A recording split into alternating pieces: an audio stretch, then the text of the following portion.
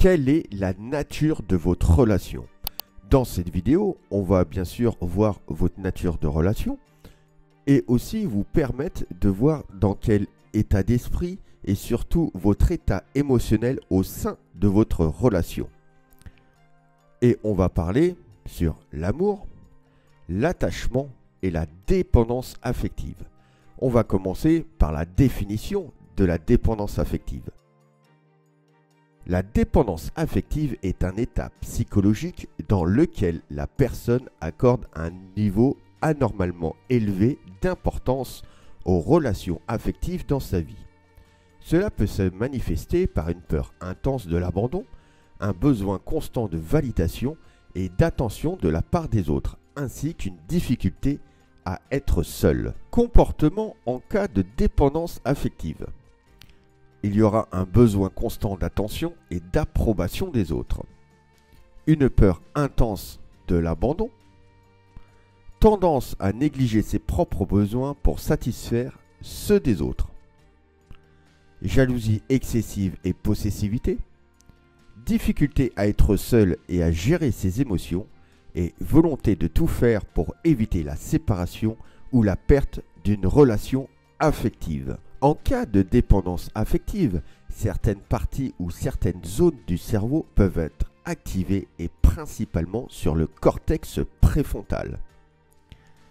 Ces zones du cerveau sont impliquées dans la régulation des émotions, des comportements liés à la récompense et à la motivation. Ce qui peut jouer dans le rôle du maintien de la dépendance affective. Quelles sont les conséquences lors d'une dépendance affective? Relations interpersonnelles, malsaines ou toxiques, des comportements de contrôle ou de possessivité. Une faible estime de soi et dépendance excessive à l'approbation des autres. L'isolement social. Impact sur la santé mentale comme l'anxiété, la dépression ou des troubles de l'attachement.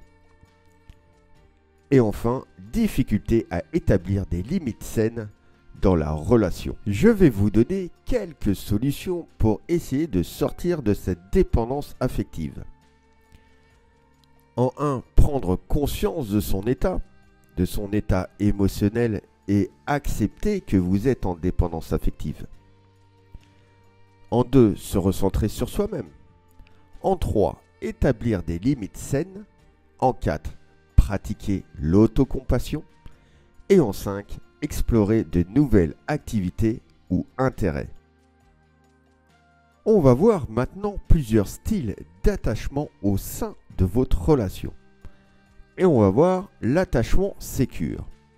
L'attachement sécure, c'est un style d'attachement dans lequel une personne se sent sécurisée, aimée et soutenue dans ses relations intimes. Les partenaires sont capables de communiquer ouvertement, de gérer leurs émotions de manière saine et de maintenir des relations saines et équilibrées.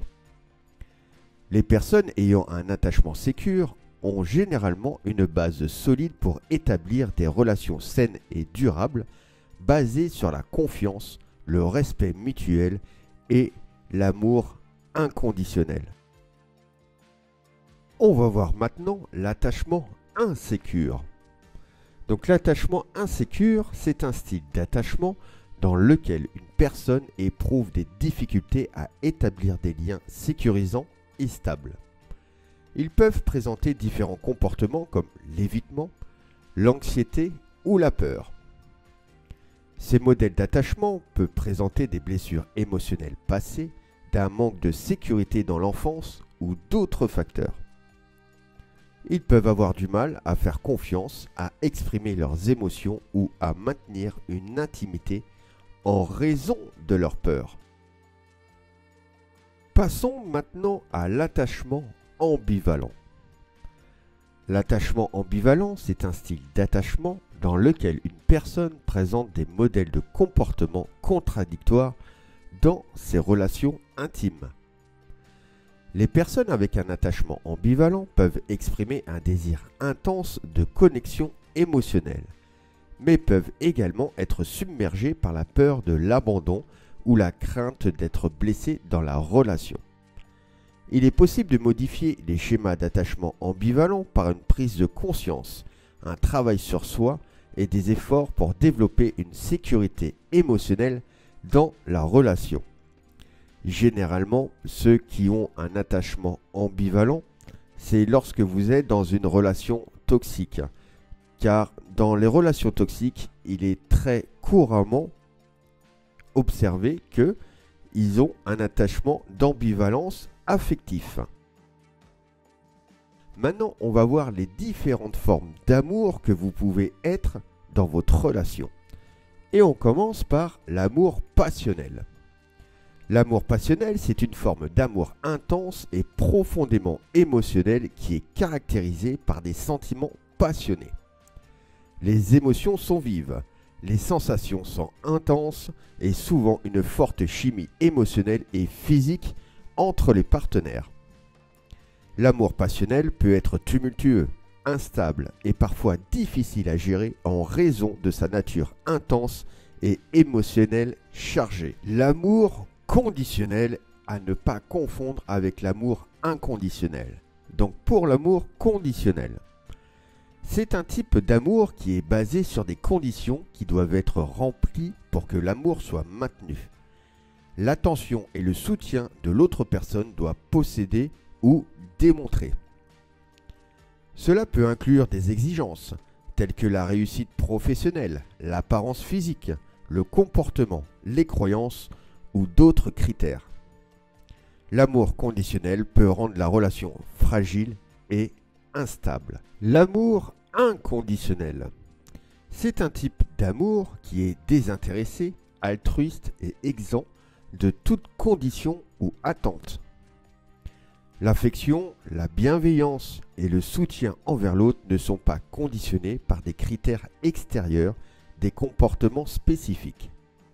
C'est un amour pur et sincère qui accepte l'autre personne telle qu'elle est, avec ses faiblesses et ses forces.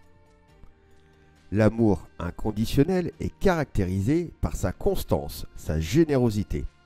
Il repose sur le respect, la compassion, l'empathie et la volonté de soutenir et d'aimer inconditionnellement l'autre personne. Maintenant, on va voir l'amour charnel.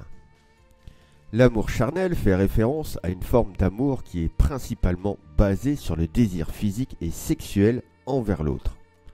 L'attraction physique et sensuelle joue un rôle central et les partenaires sont généralement attirés sur le plan des sens et de la passion. L'amour charnel peut être intense, passionné et gratifiant sur le plan physique. Par contre, il peut présenter des défis dans la construction d'une relation émotionnellement profonde. On peut se retrouver totalement perdu à travers ces différents styles d'amour. Mais la question qui revient un petit peu souvent, c'est quel style d'amour est éphémère? Le style d'amour susceptible d'être le plus éphémère est souvent l'amour passionnel, qui est caractérisé par des émotions intenses et souvent instables. Il peut brûler rapidement, mais aussi s'éteindre rapidement. Il est important de noter que la durée de tout style d'amour dépend de divers facteurs, y compris les dynamiques relationnelles, les besoins et les efforts investis pour entretenir et cultiver la relation. Quel style d'attachement est toxique? Comme étant le plus toxique est l'attachement insécure, en particulier l'attachement anxieux ambivalent. Il est caractérisé par une peur intense de l'abandon, une dépendance affective, des comportements de recherche d'attention constante. Ces schémas d'attachement peuvent créer un environnement relationnel toxique qui nuit à la santé et au bien-être. Alors, à travers tous ces styles d'attachement et ces styles d'amour complètement différents, on peut se poser aussi comment avoir une relation saine en plusieurs points. Donc, la base d'une relation saine, c'est créer une base solide. Et pour créer une base solide, le premier point, c'est la communication. En 2, évidemment, le respect mutuel. En 3, la confiance. Confiance en l'autre, mais confiance aussi en soi-même. L'indépendance. Travailler aussi sur la gestion des conflits. En 6, pratiquer l'empathie émotionnelle. Et enfin, en 7, trouver un équilibre relationnel. C'est la fin de cette vidéo entre l'amour, l'attachement et la dépendance affective. À travers de cette vidéo, j'espère que vous pourrez mieux vous positionner au sein de votre relation. Je vous dis à bientôt pour d'autres vidéos.